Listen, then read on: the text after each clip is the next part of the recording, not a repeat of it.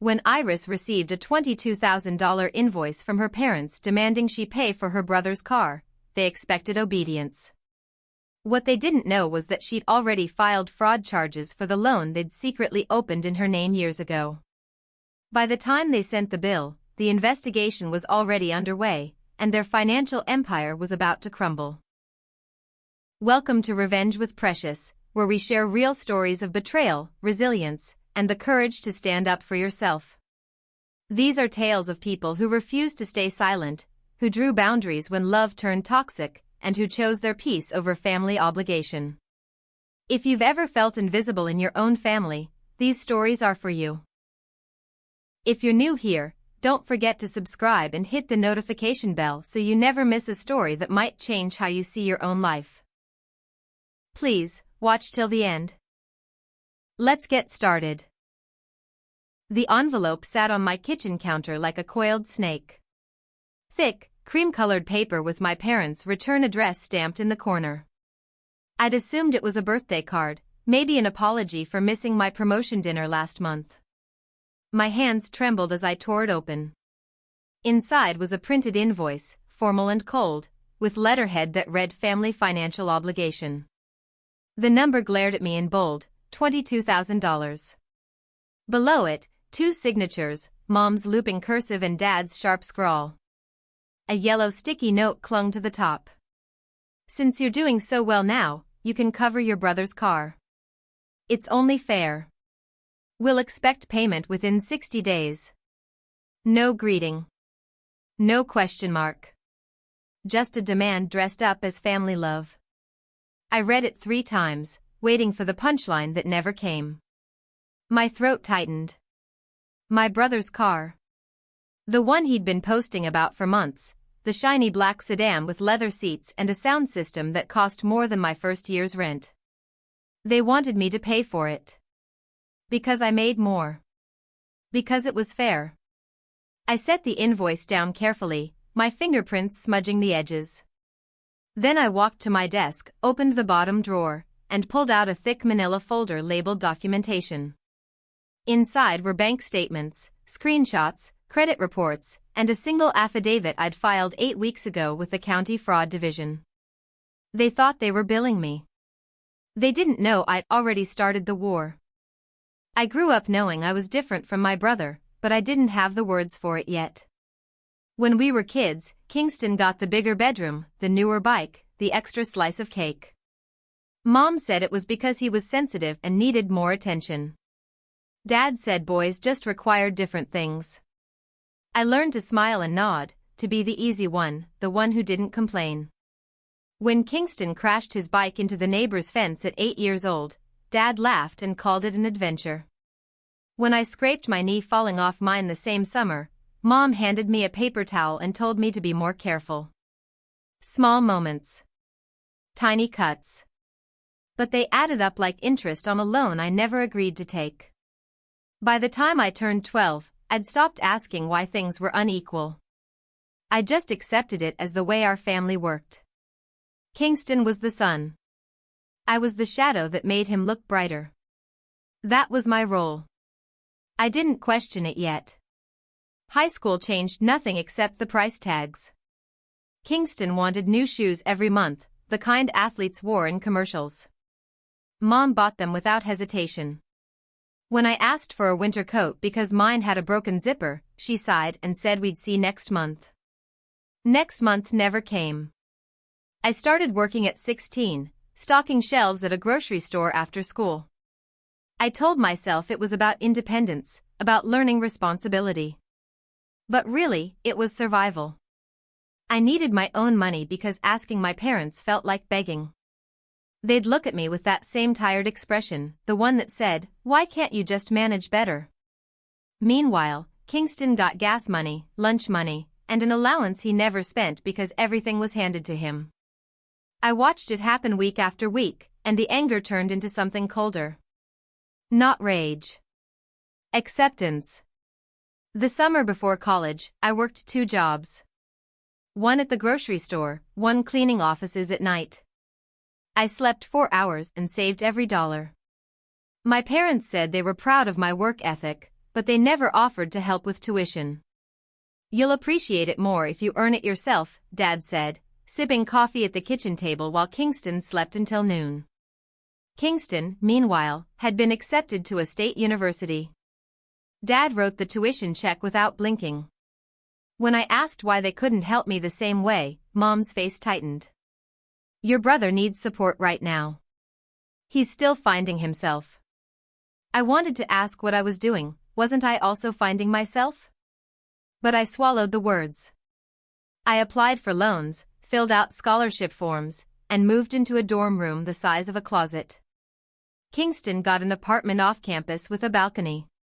College was supposed to be my escape, but my family followed me like a shadow. Mom called every week asking if I could loan Kingston money for books or groceries. She always said loan, but we both knew it meant gift. I sent what I could, even when it meant skipping meals or walking instead of taking the bus. I told myself I was helping.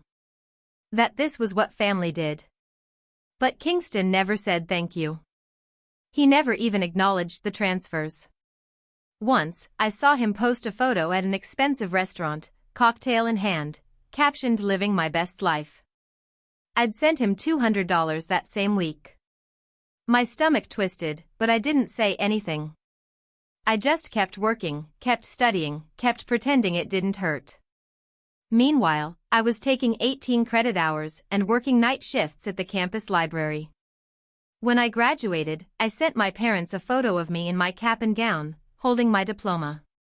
The message sat undelivered for 2 days. No reply. No congratulations. Nothing.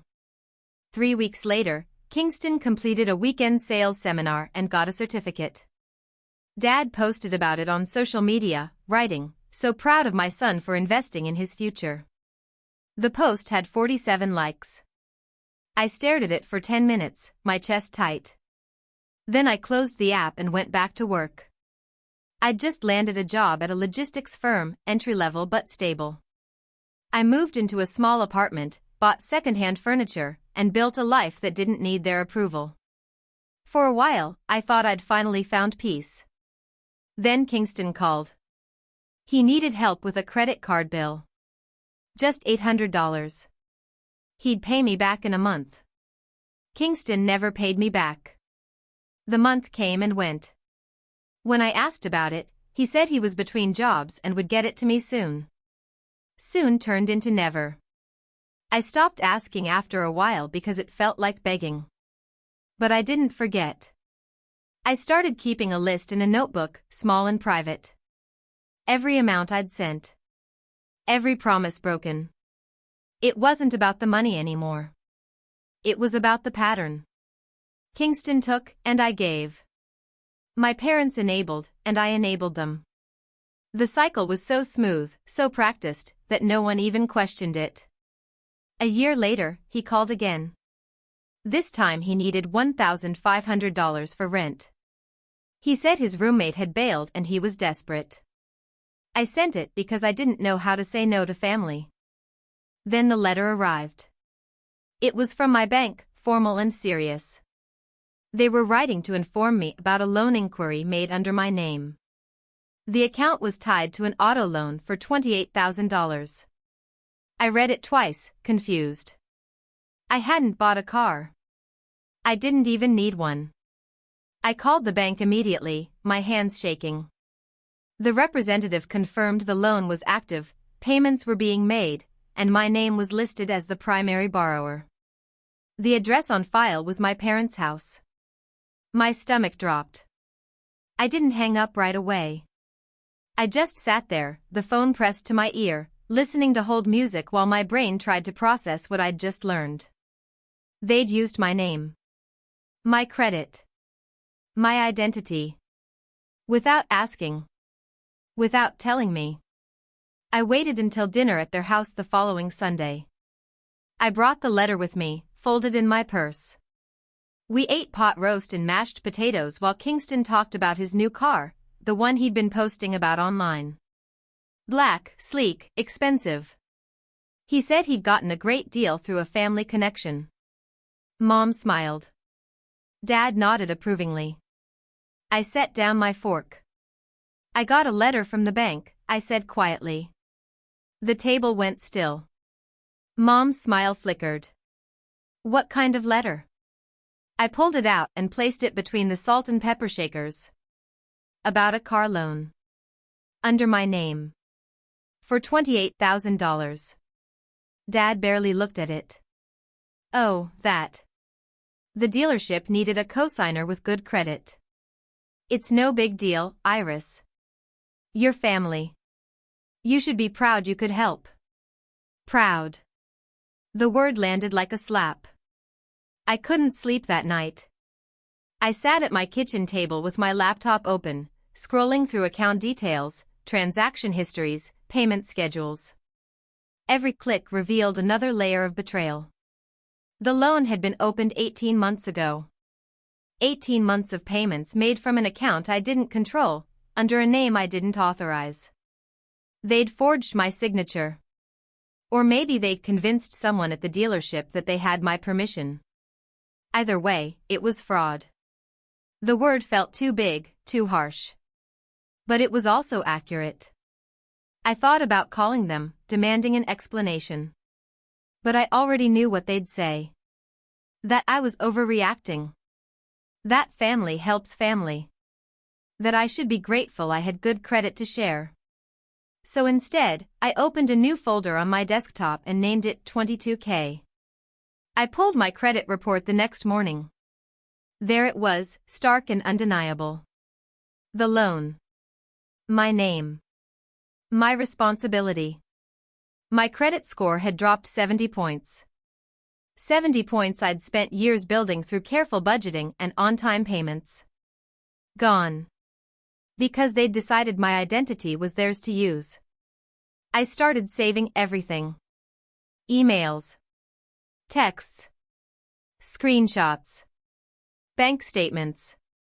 I didn't know what I'd do with it yet. I just knew I needed proof. Because if they'd done this once, they'd do it again. And next time, I wouldn't be caught off guard. I created folders within folders, organized by date and type. Each document was a small piece of armor I was building around myself. Months passed. I made the loan payments myself, quietly, to protect my credit score. Each payment felt like swallowing glass, but I couldn't let my financial future collapse because of their choices. Kingston kept posting photos of his car. Sunset drives. Weekend trips. Coffee runs. My parents liked every single post. I stopped going to Sunday dinners. When Mom asked why, I said I was busy with work. She didn't push. I think she knew. One night, my phone buzzed with a text from Dad. You've been distant. Everything okay? I stared at the message for a long time. I wanted to scream. Instead, I typed, just tired. Work's been intense. He replied with a thumbs up emoji. That was it. No follow-up. No concern. Then the calls stopped. For 2 weeks, no texts from Mom asking how I was. No Sunday dinner invitations. No random requests from Kingston. The silence felt strange, almost suspicious. I checked the loan account. The balance hadn't changed. Payments were still being made. But something was different. I called the bank again. This time, a different representative answered. She pulled up my account and paused. Ma'am, it looks like this loan was recently refinanced. My heart stopped. Refinanced? By who? By the co-borrowers listed on the original loan. Your parents. I closed my eyes. And my name is still on it? Yes, ma'am. You're still the primary borrower. They'd refinanced the loan. Extended the term. Lowered the monthly payments. And kept my name attached. That was the moment. Not when I found out about the loan. Not when they dismissed my concerns over dinner. But right then, sitting at my desk, staring at a refinance agreement I'd never signed. That was when I decided. I wasn't going to keep paying. I was going to fight. I called an old college friend, Sienna, who worked in compliance at a financial firm. I explained everything: the loan, the refinancing, the forged signatures. She listened without interrupting. When I finished, she said one word that changed everything. File. File what? I asked. A fraud report. Identity theft claim. Document everything and file it with the county fraud division and the credit bureaus. If they used your name without permission, that's illegal. That night, I printed every document I had. I filled out forms. I wrote a detailed affidavit explaining the timeline, the forged signatures, the unauthorized refinancing. I attached bank statements, credit reports, and screenshots of Kingston's social media posts showing off the car. Then I mailed it. Certified. With tracking. The next morning, I woke up and checked the tracking number. Delivered. I exhaled slowly. There was no going back now. For 3 weeks, nothing happened. No calls from investigators. No emails from the bank. I started to wonder if I'd made a mistake. Maybe they'd dismiss it. Maybe I'd just made everything worse. Then, one afternoon, my phone rang. Unknown number. Ms. Iris, a male voice said. This is Investigator Callahan with the County Fraud Division. We've reviewed your documentation, he continued. I want you to know we're taking this seriously. We'll be opening a formal investigation. You should expect contact from the financial institution as well. I thanked him, my voice barely steady. After we hung up, I sat down on the couch and stared at my hands. It was real. The case was open. There was no undoing it now. And I wasn't sure if I felt relieved or terrified. Maybe both. 2 days later, I got a call from my parents. Not a text. A call. Dad's name lit up my screen. I let it ring twice before answering. Iris, he said, his voice tight. We need to talk about something. Family meeting. Tomorrow night. I arrived at 6:03 p.m. Kingston's car was parked in the driveway, gleaming under the porch light. I stared at it for a moment before heading inside.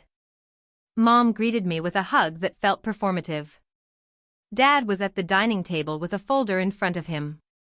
Kingston sat beside him, scrolling on his phone. Thanks for coming, Dad said. He opened the folder and slid a paper across the table toward me. It was an invoice. Printed on fancy stationery. My name at the top. Below it, an itemized list: down payment, monthly installments, insurance, registration fees. At the bottom, a total, $22,000. We've decided, Dad said, that since you're doing well financially, it's only fair you contribute to Kingston's car. I stared at the paper. Then at him. Then at Mom, who was nodding like this made perfect sense. You want me to pay $22,000, I said slowly, for a car I didn't buy. For Kingston. It's not about the car, Mom said.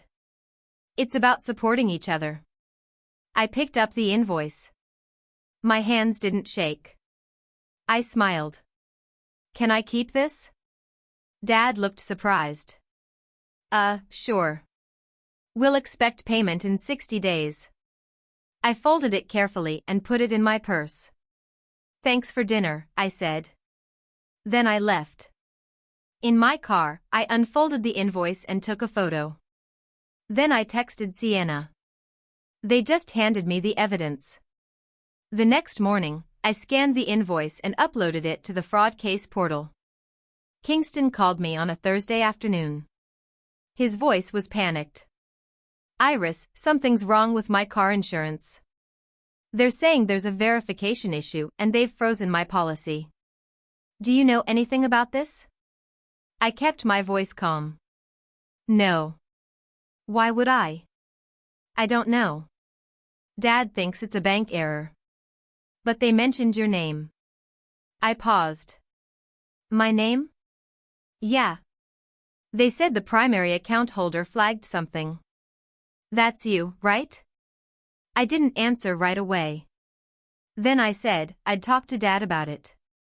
He's the one who set everything up. Kingston hung up without saying goodbye. That night, Dad called. His voice was sharp. What did you do, Iris? I don't know what you mean. The bank is auditing the loan. They're saying there's fraud. Did you report us? I stayed silent. Iris. Answer me. I filed a report, I said quietly. For identity theft. Because you used my name without permission. The line went dead. The investigator called me 2 days later. Ms. Iris, I wanted to update you. The financial institution has flagged the account. Your parents will likely face a formal audit. The loan may be reversed, and your credit will be cleared. What happens to them? I asked. He hesitated. That depends on what the audit uncovers. But you've been listed as the primary victim. You'll be protected. I thanked him and hung up. A week later, someone knocked on my door. I looked through the peephole. Mom. Her face was pale, her eyes red. I opened the door but didn't invite her in. They're saying we might lose the house, she said, her voice trembling. The bank froze our accounts. How could you do this to us? I held up the invoice she'd given me. You sent me this. A bill for $22,000. For a loan you opened in my name. Without asking. We're your parents, she whispered. We needed help. You needed help, I repeated. So you committed fraud. She started to cry. I didn't move. How many times did you use my name, Mom? She didn't answer. I closed the door. Dad called next. He didn't cry. He yelled. You've destroyed this family. Over money. Over a car. You destroyed it, I said. When you treated me like a credit line instead of a daughter. He hung up. I blocked his number. Then Mom's. Then Kingston's. I was done. Months passed. The audit completed. The loan was reversed. My credit score climbed back to where it had been before they'd ruined it. Their credit didn't recover. I heard through a distant cousin that they'd sold Kingston's car to cover legal fees. I didn't feel sorry. One day, Kingston texted from a new number. Just 6 words, I didn't know. I'm sorry. I stared at it for a long time. I didn't reply. But I didn't delete it either. A year later, I started my own consulting firm. New clients. New projects. New life. No cosigners. No family loans. No strings. I opened a business account under only my name. It felt like breathing for the first time. Sometimes I see a car like Kingston's on the highway. Same make. Same color. It doesn't hurt anymore. I just think about the girl who used to send money she didn't have to people who didn't appreciate it. She's gone now. Someone stronger lives in her place. The envelope my parents sent me sits in a frame on my office wall. Not as a trophy. As a reminder. They thought I'd pay. They thought I'd stay silent. They thought family meant I'd never fight back. They were wrong. Because when they sent me that $22,000 bill, they gave me the final piece of evidence I needed. They thought they were collecting a debt. They didn't know I'd already filed first. And in the end, silence wasn't surrender. It was strategy. Sometimes the quietest revenge is just letting the truth speak for itself. I don't talk to my parents anymore. I don't miss the Sunday dinners or the guilt-laden phone calls. What I miss is the version of them I thought existed, the parents who would have celebrated my graduation, who would have been proud without needing me to fund their pride. But that version never existed. I see that now.